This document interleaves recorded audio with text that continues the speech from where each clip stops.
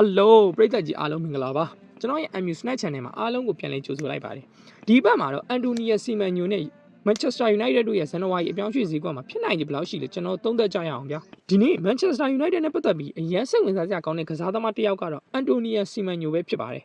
Manchester United ရဲ့နွေရာသီဇလန်းနဲ့ Semenyo ကိုတည်ကြတယ်မလားပရိသတ်ကြီးတို့ Man U ဟာနွေရာသီတုန်းကဘုံမောက်ကစားသမား Antonio Semenyo ကိုတော်တော်လေးစောင့်ကြည့်ခဲ့တာဒါပေမဲ့နောက်ဆုံးမှာ Brian Mbeumo ကိုပဲခေါ်ယူခဲ့လိုက်တယ်အခုနာမည်ကြီးသတင်းသမားတစ်ယောက်ကဘုံမောက်ရဲ့ကစားသမားရောင်းထုတ်ခွင့်ကြောင့်ဇန်နဝါရီဈေးကွက်မှာ Semenyo နဲ့ United ပြန်လည်ပတ်သက်နိုင်ခြေရှိလာတယ်လို့ထုတ်ဖော်ပြောဆိုလာပါတယ် Telegraph ရဲ့အတည်ပြုချက်အရ United နဲ့ Spurs နှစ်သင်းလုံးဟာ Semenyo အတွက်ယူရိုတန်း90အထိကန့်လန့်ခဲ့ပေမဲ့ဘုံမောက်ကပယ်ချခဲ့ဘူးတယ်နောက်ပိုင်းမှာ Semenyo ဟာဘုံမောက်နဲ့စာချုပ်သေးချုပ်ဆိုခဲ့ပြီးအဲစာချုပ်မှာယူရိုတန်း65တန်မှုရှိတဲ့ရောင်းထုတ်ခွင့်တစ်ခုထည့်သွင်းခဲ့တာဖြစ်ပါတယ်ဒီနေ့ Semenyo ရဲ့ခြေစွမ်းတကယ့်ကိုအပြင်းထန်ပါပဲဒီနေ့ဘောလုံးရသည်မှာ Semenyo ဘယ်လောက်မိုက်နေလဲကြည့်လိုက်ပါဦး17ပွဲကစား6ဂိုးသွင်းယူပြီးသူ့ရဲ့ပြီးခဲ့တဲ့စွမ်းဆောင်ရည်တဲ့အများကြီးပိုကောင်းနေဘုံမောက်ရဲ့အသင်းရဲ့ခြေစွမ်းတက်လာစေတဲ့အဓိကကစားသမားတစ်ယောက်လည်းဖြစ်နေပြီး United အတွက်ဇန်နဝါရီမှာ Semenyo ကတကယ်လိုအပ်သလားဒါပေမဲ့စဉ်းစားစရာတစ်ခုရှိ Man U အတွက်အဓိကပြဿနာတွေကကွင်းလယ်နောက်တန်းကိုအကြီးအကျယ်ပြောင်းလဲဖို့လိုအပ်နေတာတိုက်စစ်ပိုင်းမှာတော့ကစားသမားတွေပြည်စုံနေပါရှိနေပါပြီ Zazi Mbeumo ကူညာနဲ့ Sasco ဒီလိုအခြေအနေမျိုးမှာကွင်းလယ်နောက်တန်းကိုပဲပတ်စံသုံးနေတာမို့ညာတောင်မဲ့ကစားသမားတစ်ယောက်အတွက်65တန်း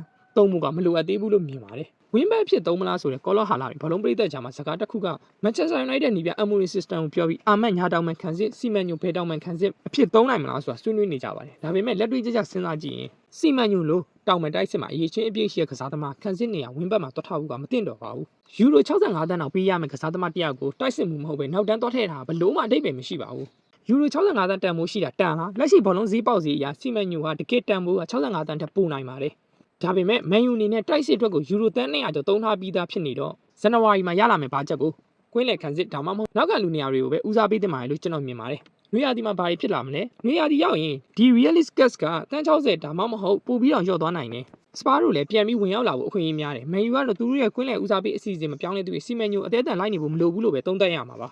Man U က Semenyo တကယ်စိတ်ဝင်စားခဲ့ဘူးတဲ့ official ယူရိုတန်း90ကန်လန်းမှုကိုပယ်ချခံရတယ်အခုဈေးနဲ့ကတော့ယူရို65တန်းနဲ့အခွင့်အရေးဖြစ်နိုင်ပေမဲ့ဇန်နဝါရီ United တကယ်လူနေတာကွင်းလယ်နောက်ခံလူပဲတိုက်စစ်ကန်နာကပြည့်နေပြီးနေရာဒီစပါးတို့ပြန်လာပြီးခေါ်ယူဖို့အခွင့်အရေးပိုများနေပါတယ်ဒီသတင်းနဲ့ပတ်သက်ပြီးသင်ရဲ့အမြင်ကိုလည်း comment box အောက်မှာပြောပြသွားပါအောင်နော်ကျွန်တော်ရဲ့ဗီဒီယိုကြည့်ရှုသူတယောက်ချင်းစီတိုင်းကျေးဇူးအများကြီးတင်ပါတယ်နောက်ဗီဒီယိုနဲ့အတူကျွန်တော်ပြန်လာခဲ့ပါမယ်